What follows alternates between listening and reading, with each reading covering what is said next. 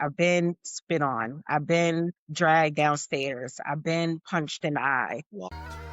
Behind every smile is a story of pain, strength, and resilience.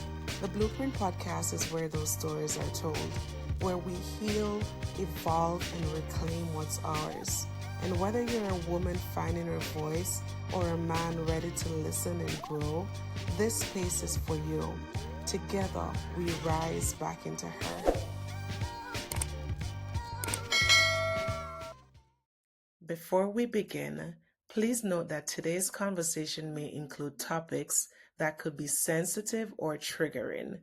Listeners' discretion is advised. Hey, y'all. Welcome back to The Blueprint. This season is all about healing, self-worth, self-confidence, affirmation, being authentic, and setting those boundaries and sticking to them. Sis, we are rediscovering her, the healed, empowered, and resilient version of you. Before I dive into what we have to talk about today, I want to ensure that you have already subscribed and liked the video and go on and share it with your friends too. Your support means a lot to me. Today, I am not doing it alone. I have the amazing Monique Williams, who is the writer, a speaker, an advocate for emotional healing, self-worth, and breaking generational cycle. Through her own journey of trauma, love, and growth, she empowers women to reclaim their voices and rewrite their stories. Currently, she's working on her upcoming book, The Love We Deserve. Monique brings truth, wisdom, and hope to every space she enters. So let me bring her in because this conversation is going to be spicy. So let's get into it, guys.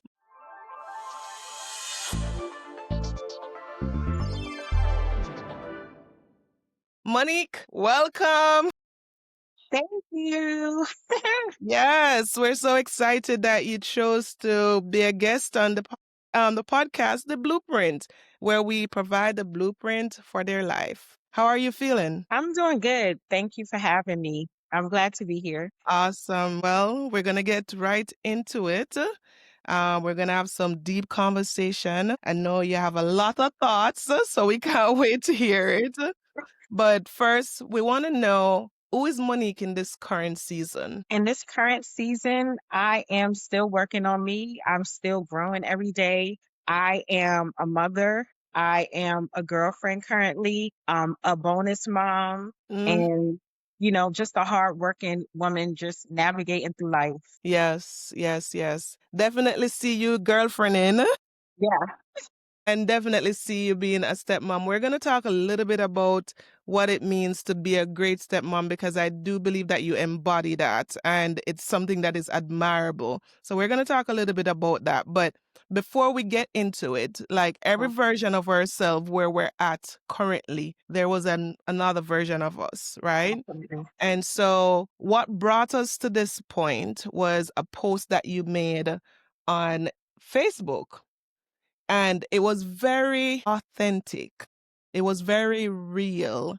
And we're going to put it on the screen for the readers to see it. But let me read a short version of it. You said you've been homeless, evicted, hungry, without electricity, behind on bills, abused verbally, mentally, physically, and an abuser, misused, irresponsible with finances, so many things that you have actually encountered. You said you've been wrong, lazy, educated, like you Yeah. didn't leave anything. Yeah. You gave it all real. So tell me what was going through your mind in that moment that made you feel like, hey, I really want to share this. Like, let me put this out there. So we are in a culture now where everything is social media. Yes. So I just scroll up my page all the time. And, we have this gender war thing going on that's been going Mm, on for a while, ever since social media was a thing. yeah. We also have a lot of hurt people, damaged people that don't want to acknowledge their part and why things didn't go right. And I see these things all day. Mm-hmm. And honestly, it's from both sides. I can't say it's more women than men. I see men doing it, I see women doing it. Yes. And it kind of frustrated me because we can't keep walking around in life just assuming that everything that went wrong was because of someone else. Right. We have to start taking ownership in how we played a part in that. What could we have done differently, right? Yes. Or how could we have made a better choice not to even be in that situation? Right. People don't look at that. People get in relationships and they get in a relationship with an abuser, and then Mm. all of a sudden it's the abuser's fault. But we don't take accountability. We seeing it playing out on TV right now with the Diddy case, right? Yep. We see Yep. Cassie saying things, and then we're looking at her pattern after, and Right. we're like, okay, what accountability do you take in this? Because it can't be Yes. all that other person. And that's what triggered that post. I just was angry at Yeah. people complaining about relationships, complaining about what they don't have or what they see or anybody else's relationship, and not just taking full accountability of why they're in the space that they're in. Yeah, definitely. And people are quick to take sides too. They're quick to not ask the questions of, what did you do? But, oh, he did that to you? So, well, he's a terrible person. We're seeing it with Haley and DDG. We don't know Yeah, what happened, but yet yeah, still everybody's chastising DDG because he's an exactly, abuser when he has stated clearly that she abused him too. So, exactly. Rihanna and Chris Brown, right. she hit him first. She spit on him. She threw his phone. She They grabbed don't talk about his, those yeah. parts. They just talk about the part when he responded. And that's really big when it comes to women. And I'm one of those friends that I'm a girl's girl, but I'm not an Mm-hmm. enabler. So Yes, when you're my friend, you have to accept the fact that I'm going to tell you when you're wrong and I'm going to right. celebrate you when you're right. And Facts. we need more people like that in this world. Completely agree. And I am exactly like that. And so sometimes I get the bad end of the deal because you're taking sides. No, I'm pointing out the obvious. I'm Yep. pointing out where you're going wrong. And I do believe that if we have women who are taking accountability for the role that they play, life would be so much easier. Let's talk a little bit about your life growing up and why you see life the way that you see life now. Yeah. I grew up in a household where my mom was present physically, Mhm. but she wasn't present emotionally. She wasn't present, as a mother should be. Like she wasn't a motherly mother. So my Yeah. grandparents raised us. We lived with the grandparents, and my grandmother did everything. She cooked, she cleaned, she taught me how to cook, she taught me how Yeah. to be clean, she taught me how to be a woman, even though Mhm. my mom was present in there. So I guess that segues into why I'm the mom I am. But That's good.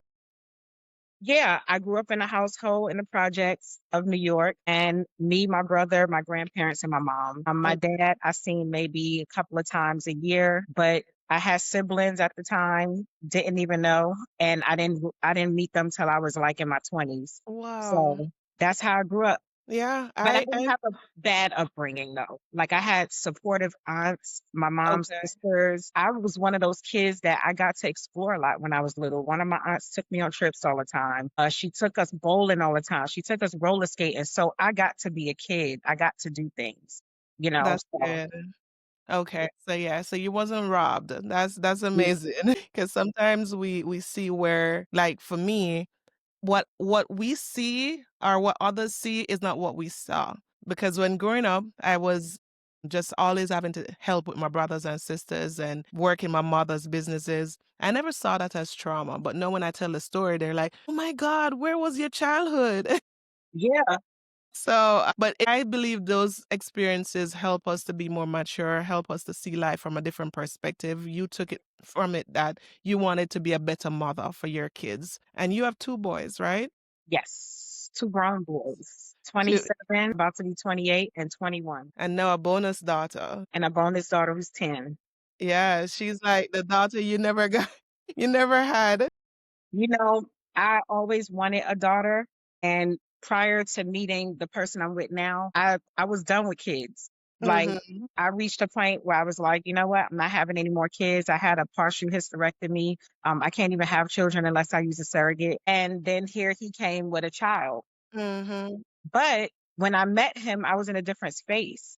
I Yeah, was in a space of I don't want to date guys with little kids because I have yeah. grown kids. So that was a challenge for me. I had to decipher whether I was going to take on this kid and break one of the boundaries I had Mm, and be with a great guy, or not be with this great guy because of this kid and continue to go through the rubbish of The options, piss right? pool.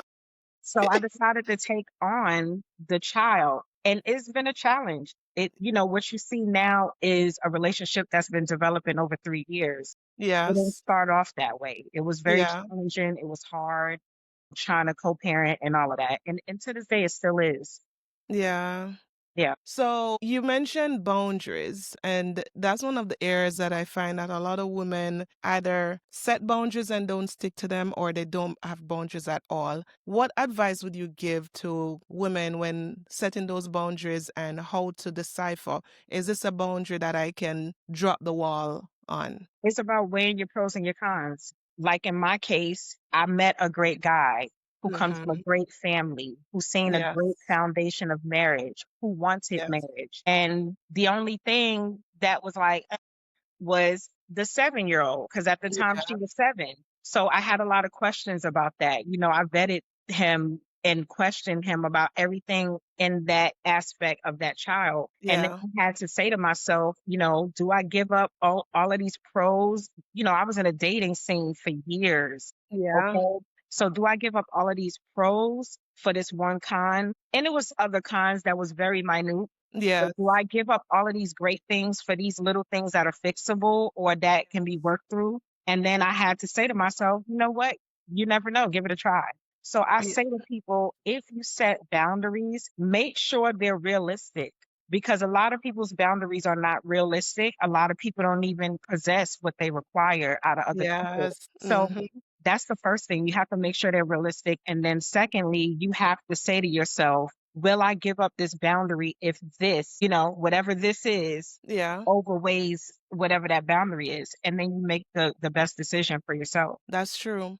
And men, women, we all set in these, oh, I don't want kids. I don't want a woman that's in a different state. We have all these boundaries, and some are realistic, right? Don't get me wrong. Some are realistic, but sometimes we are not giving people a chance to express themselves so that we can see beyond the boundaries. And the dating scene is crazy these days. Yeah. What were some of the challenges that you were facing prior to meeting your current partner?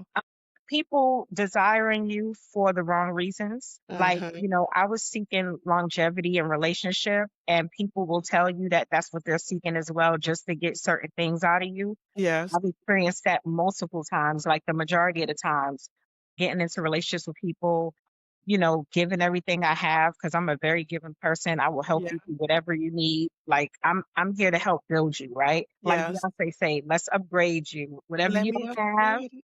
I will help you, and whatever I don't have, you're supposed to help me. But that Yeah. wasn't always the case in dating. I was meeting guys that would just use me for either sex or because I had great income, and they was Mhm. like, "She paying for dates, it's cool, whatever." And Mhm. then come to find out they're not really serious. They talking to all of these other women and lying about stuff or whatever. Yeah. So I experienced that a lot. Long distance relationships, you brought that up earlier. I've been in some of those as well where the person's like, I don't want to date anybody that doesn't live that doesn't live where I live. And I'm like, I can move, right? Like Yeah. I work from home, I made good money. I can move. I don't need to be in Georgia. And it Yes. still wasn't enough. So it was just challenging, just meeting people that are not genuinely serious about being in a relationship. Was there ever a point where you started feeling, why can't I get it right? What is wrong with me? What do I need to fix in order for these men to want to be with me? Was there ever a point where you felt like that? Absolutely. People tell me, "Oh, you're cute, you're beautiful." And I Sexy. sometimes didn't feel that, right? There's days I woke up and said, "Well, if I'm so beautiful, why nobody wants to be with me?" And then I'll have exes like, "Man, you were a great person. You were Right. so wonderful." But it's like, well, if I was that wonderful, why are you not with me? So I always question, my I had huge insecurity for years, Yeah. always question my worth, always, and it started from younger, and that's what my book is about. It Mm. started with my dad, just questioning why doesn't anyone want to deal with me? Why doesn't anyone want to spend time with me? Like what is so bad about me? When you asked that question, or during the times that you were questioning that, when you look back at it, what is now the answer that you have for those questions that you were asking? Honestly, at the time, I didn't have the answer for it. It always went back to my dad because it will always trigger. It was a trigger for me when guys didn't see me as that person. It Mm-hmm. went back to my dad not seeing me as that person, right? And not in a romantic way, but Yeah. spending time with me or making time for me for that matter. I used to always go back to, well, my dad didn't make time for me. He didn't think I was important Right. enough. So maybe that's why whatever he's seeing, that's what everybody else sees, right? It Mm, always went back to that. Or, questioning God, why is it that, you're doing these things to me? Like, what do I need to do to fix it? Like if it was mm. something wrong with me. And it really wasn't. Yeah. It definitely not.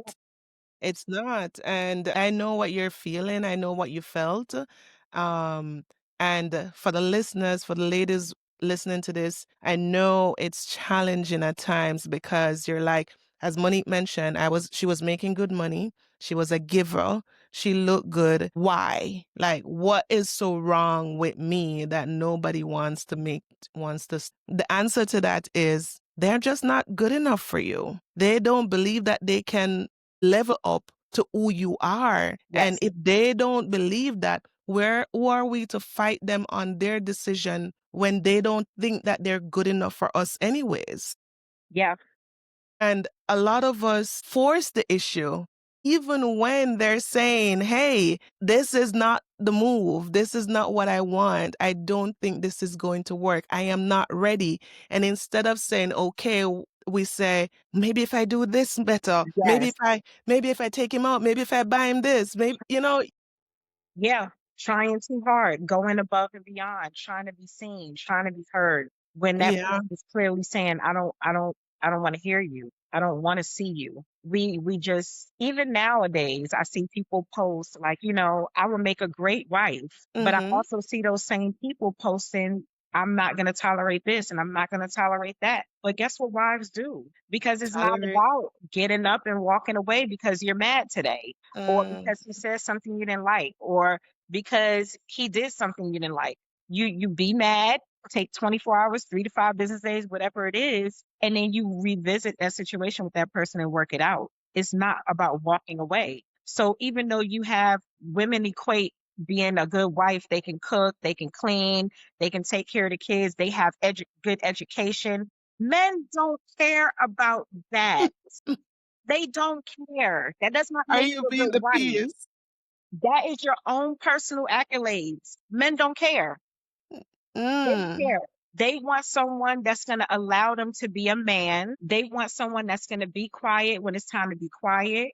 They want someone that's going to respect them, nurture them, and you know what else, right? They're simple. We're the complicated ones. We That's complicate everything. we complicate everything. And watching the pop the balloon seasons made me realize how much women are out here complicating Yeah, everything. yeah, everything. A And we lady don't was see that. We don't see was it. complaining that the guy didn't drop her off in front of the restaurant before he went and parked, and because of that, she dumped him. You could have People, simply said, babe or sir, drop me at the front before you go if he didn't offer it. Maybe he's not thinking about that. Maybe he's trying to find parking. That's his focus. So we definitely complicate things. yeah, yeah, but they want to be wives, and I can tell you right now, they won't be if they continue that mentality. And that is why I say the things that I say on Facebook. That's why I'm transparent. I think that people need to first realize that nobody's perfect. Right. Nobody's ever going to be perfect. You're never going to meet that person. So when you get into these relationships, you're going to have to accept some things and just Yes. work on them. Because just because you go in and that's the situation then, that doesn't mean that's what the situation is going to be later. Yeah. But you got to put in the time. Gotta put in the time. She's talking to me, guys. Got to put in the time. You can't just give up. I'm saying this because I used to be a runner. I call that Yeah. a I'm a runner. runner. I'm a track star. That's it. I used to be a runner until this relationship. I promise you, any little sign that you was about to be on some nonsense, I used to be like, you know what, block, because I can't.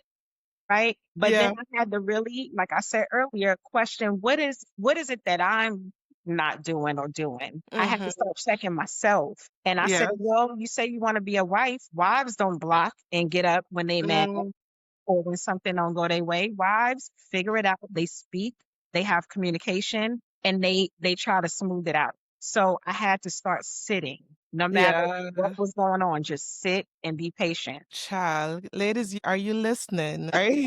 Are you listening to the advice? If you want to be a wife, you cannot continue to put your track shoes on. Yeah. And in my book, there's a chapter that focuses on what do men want. And I didn't write that from a woman perspective. I went out and I spoke to men and asked them, how do they determine that a woman is going to be their wives? And it all boils back to their peace. And let me say, prior to having this conversation, I was one of those women who hated when men say, I want a woman to be my peace, until I really sat down and had this conversation with these men. Mhm. There is a method to their madness. Yeah. They really want women to be their peace. They don't expect you to sit and tolerate nonsense. However, you cannot be fussing and fighting about the simplest thing over and over again. How he didn't put the toilet seat down. I'm running. It doesn't work like that. You have But to choose your battles. Choose choose your choose battles. your choose your battles. I Yes. put the toilet seat down every day, and it's something I'm never going to complain about. I know that that's what he's going to do. I Yes. just, when I go to the bathroom, I just put it down. Because guess what? If it's on the flip side, he can say, why do I always have to put the toilet seat up when I go in the bathroom? I True. mean, what are we really arguing about? It doesn't Right. make sense. Right. Just be careful and look where you're sitting. That's it. Don't fall in the toilet. That's it. Uh, okay. When you spoke about abuse, what are some of the abuse that happened during, your life, and how did you overcome, or have you actually overcome, or are you still processing a lot of it? I'm glad you used the word overcome, because I think that's better than saying healed. Yeah, I'm one of those people that don't believe that anybody could be fully healed, fully healed. because anything could trigger and make it resurface. So when Yeah, people say, "Oh, you need to get healed and then start dating," is no such thing. So I just true. want to put that out there. So overcome is Yes. a good word. I like that. I've been in several abusive relationships, and I'm not going to get into detail about them because it's in my book that's coming out. Okay. Yes. When I was, just to say, when I was listening to the Diddy case, it hit home to the Mm. point where my spouse was like, I don't think you should be following this case. I don't think you should be Wow. watching it.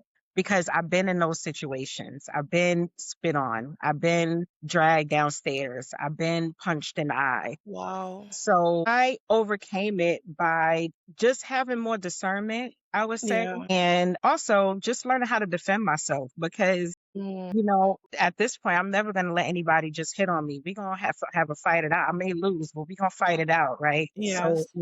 but I don't know. I can't really answer a question of how I overcame it, because it's something that always will stick. Because if someone else came along right now and was like that, it would be a trigger for me, and it would be, Yeah. oh my God. Right. So I wouldn't say I overcame it. I just kind of steer clear from people that have temperaments that don't seem right. And, Yeah. once I see those signs, I'm like, yeah, that's a no. Do you think that's part of your why you were a runner as well? Because as soon as you would see certain things, the first thing that comes to mind is I'm not even gonna wait around to see how this ends. Absolutely. And that goes with the abuse, that goes with the cheating, the signs of, people being Yeah. unfaithful, lying, all of that stuff. I see signs of it and I was like, I'm gone. So, um, yeah, it's like a PTSD that I still Yeah. currently deal with to this day. Yeah, yeah. Also mentioned it in my book as well that growing up, my trauma came from my seeing the people around me being abused. Mm. And from a very young age, I said, that will never be me. That will never be me. And so I grew up with that mentality. And as soon as I see anything, any signs of that about to happen to me, I am out. Yeah. I remember I told one of my exes, I said, if you want me to leave you, then put your hands on me. And a week later, he did. So, Yes. yes, he slapped me across my face. Um, because in that moment, I said to myself, this must be what he wants. Because if I told you this a week ago and this is what you ended up doing, then clearly that's what you want. And that was it. I never said to myself, let me give it a second chance, let me forgive him. No, show me who you are. I am going to believe you. So I completely understand trauma. And sometimes with trauma, it's not necessarily what happens to you, but Hmm. what happens to the people around you. Um, Absolutely. but I'm Um, sorry you had to go through when that. you went through these things, were you in your older ages? Yes, I was about 26. Okay. A lot of the abuse I went through, I was young. I was a young Okay. girl. Like I was in my late teens, early 20s. So again, we don't have full mature minds at that time. We Yeah. think, oh, this person was mad because they really loved me, or this person, they're not always like that, because we see Mm-hmm. the good side of them as well. So we make excuses. Yep. And that's why a lot of the times it's a long process. Like in my relationships, I was there a year, 2 years, 3 years before it clicked to be like, this ain't right. Like Right. this shouldn't be, right? Even in some of those cases I knew it shouldn't have been, but I was scared to leave because of the threats they would make if I did Mm, leave.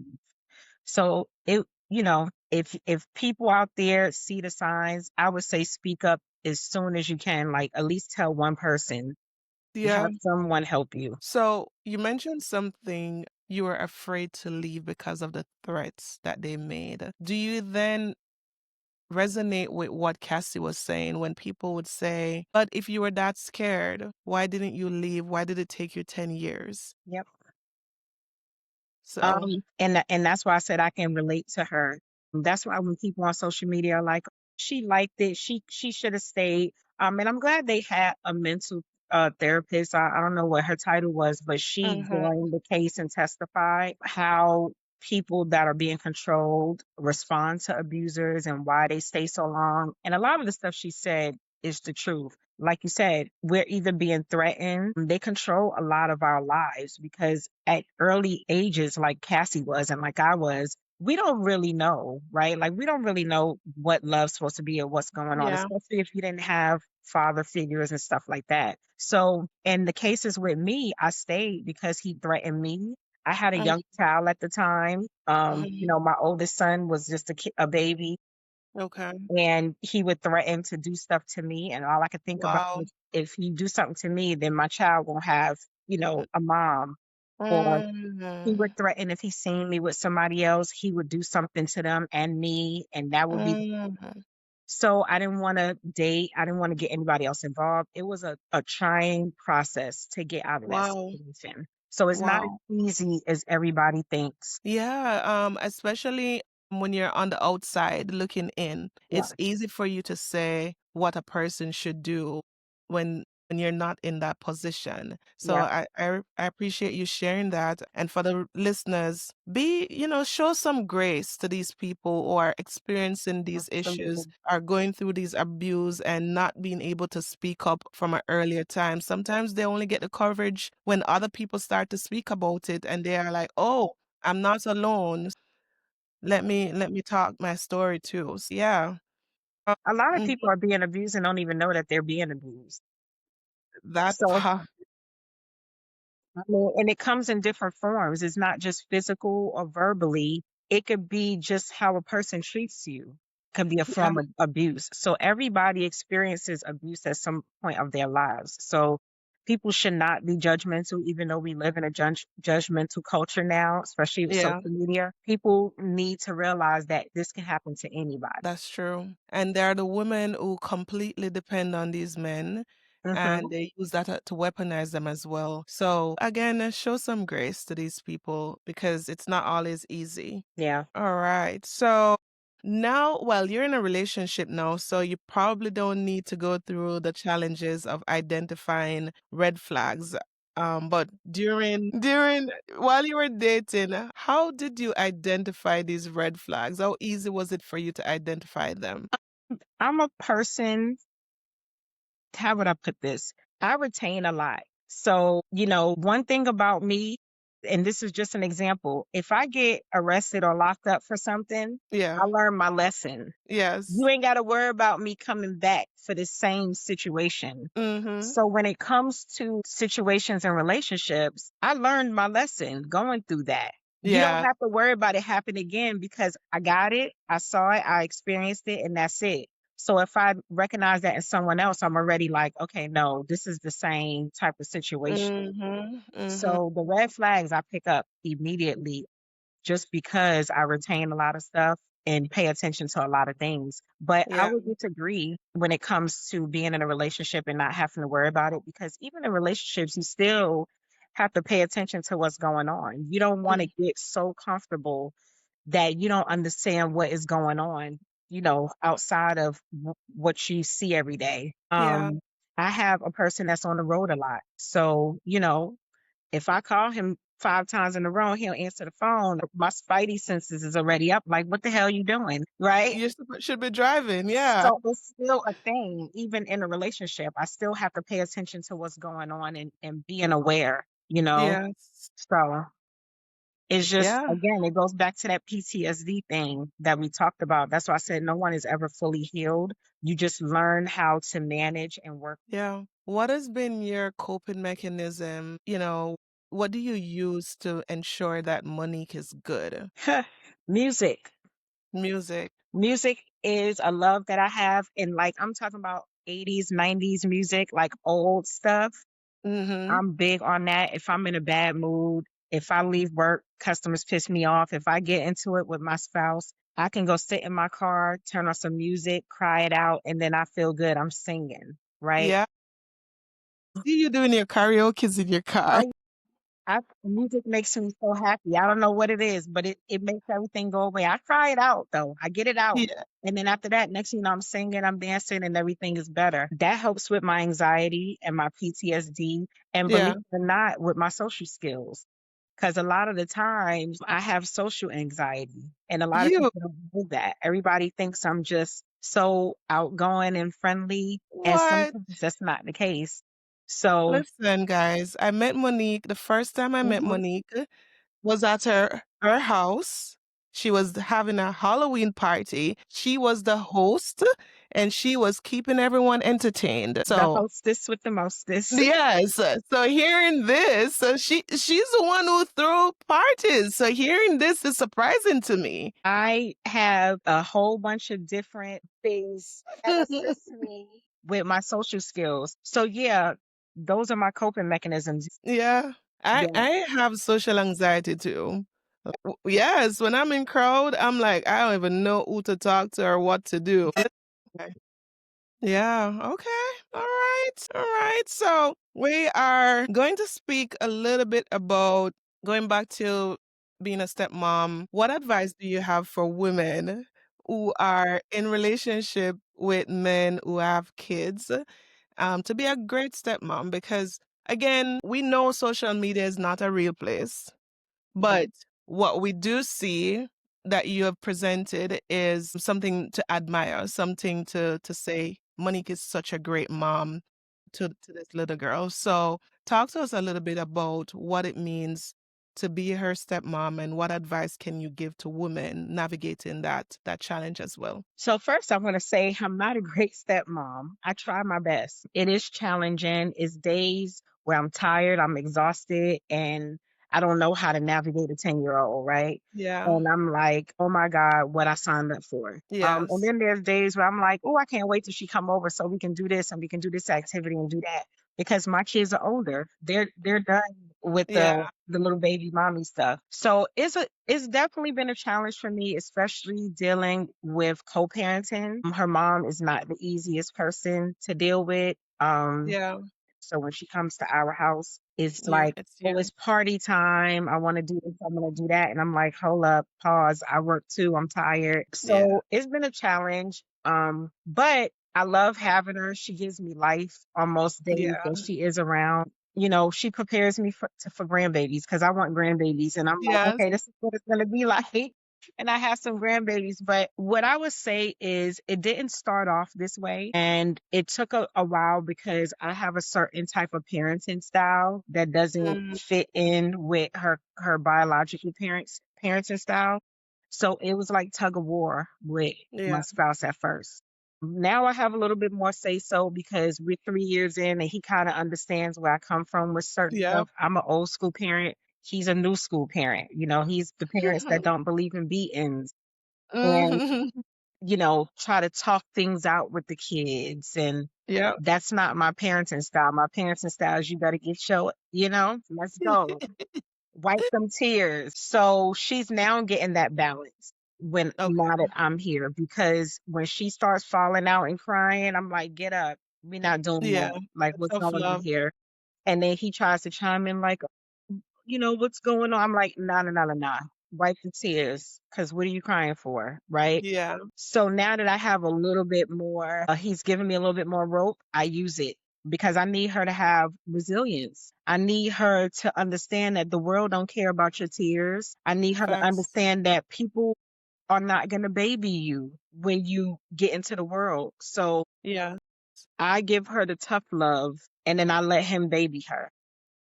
And Yes. then, when I feel like it, I give her the playful and the baby side, but she knows that I'm the firm one, that I'm Yeah. not gonna, but she's a bundle of joy. She's a sweet little girl. And my advice, I don't even know if I have advice, but again, it comes with patience, right? What I talked about earlier, Yeah. at the sign of every problem, not running, because in our beginning times of our relationship, it was a lot of problems, especially when it Yes. came to dealing with the other parent and letting her come with us and spend a night for nights. It was like, Mm, it's a big thing. So, but I stuck it out. And there's times where I was like throwing in the towel, trust me, like I can't do this. This is too much. But when I looked at the person that I'm with, I'm like, he's worth it. So let me yeah. try. And I continue to try, even though on the other hand is not received. I still Yes. continue to try. I still invite this person to Yeah. everything that we have going on or everything that I involve her daughter in, but she just won't budge. So Yeah. it is still a work in progress. I completely get that, and it definitely is a work in progress. And that's why a lot of women completely avoid it because it is work and you're not dealing with just one other parent, you're dealing with two. So there's challenges that comes with that. Yes. What would you say to women who would describe what you just explained with struggles and running and whatnot as a pick me mentality? Because they love to say that these days. She's just a pick me. Why should I stick around? Why should I deal with all the troubles and trials? Why? I don't need that. I mean, if they feel like they don't need it and they're okay with being single for the rest of their lives, then that's definitely okay, right? There's nothing wrong with that. But I don't think women that truly sit in situations are pick me's. I think that they know what they want and they're Mm-hmm. putting in the work to get the results of that. Yes. And it's nothing wrong with that. And I think that the problem nowadays, again, going back to social media being a big thing, is people see Mm-hmm. these relationship goals and Yeah. they don't know what these people go through to get there. Do Yes. you think Beyonce and Jay-Z always had the perfect love story? I don't think so, because No. her sister wouldn't have hit him in the elevator, right? Right. There's Yeah. clearly something that has been happening, and Beyonce chose to stay. She chose to Right. sit and work through it. So when people look at those relationships and praise them, they need to understand that every relationship is going to come with work. No Yeah. relationship is going to be easy. If it is, you probably shouldn't be in it because that means somebody's lying, That's true. somebody's not themselves. So that's my advice. Just if you want to be single, right? But leave the couple folks alone. Don't have comments on it. Live your single life, right? But if you want Yeah. to be in a relationship, understand that it's going to come with things. And if you put in the work, eventually you'll reap the results. I love that. All right. Well, we're gonna wrap things up, but I want to know what does self-love look like for you right now? Self love is me still constantly trying to put myself first. I have a really hard time doing that. I put Yeah, everybody else before me. I will give my last to everybody else because I know that that's what my purpose is. So, yeah, in those things, I try to take trips. I try to do things for self love for me. I try to do things that I enjoy, yes, and still be able to do everything that God put me here for, whatever that purpose is, right? yeah. So traveling is one of those things, singing and dancing, or just Mhm, showing my personality when it decides to mhm. come out. And then, just little things like just doing whatever I want to do and not letting anybody dictate that. And I guess that's another thing that people in relationships or people that want to be in relationships need to decipher. Yeah, When I chose my person, I wanted to make sure he accepted me as who I am and allow me mhm. to navigate my growth on my own and not force me into anything. Allow Yeah, me to navigate what I want to do in life and not hold me back from those things. So sometimes you may see me yes, on trips without him because he's like, yo, if that's what you need, if that's what you feel like, go ahead. I know that's what you need. You don't have a lot of people like that, right? So yeah. self-love for me is being able to live and do the things that I want to do and have people around me who support that. I love that. I love that. All right. And my last question is if you could go back and speak to your younger self at your lowest point, what would you tell her? You know what? Honestly, I think that everything that I've went through and that people go through in their younger lives is meant to happen so it can determine Mm, who you are when you get older. Had I not gone through those things or had I tried to talk my younger self out of those things, I wouldn't be yeah, who I am today. I wouldn't have the strength that I have today. I wouldn't be able to navigate through situations. Like I was saying with the bonus baby, I want her to be able to navigate through situations. So she got to experience the hurt. She got to yeah, experience the no's in order for yes, her to grow up and be a strong person to be able to yes, take on this world. So I wouldn't tell my younger person to change anything. I would yes. still go through those things so I can be who I am Mm, today and stand strong for who I am today. that's deep. Yeah, It's deep. Because a lot of people want to go back and change or apologize or something, but you believe that that version of you is what shaped you today. So absolutely. that's definitely real. All right. Monique, this was amazing. It was. Um, yeah, but before I wrap it up, I like to do my fun rapid fire questions at the Okay. end.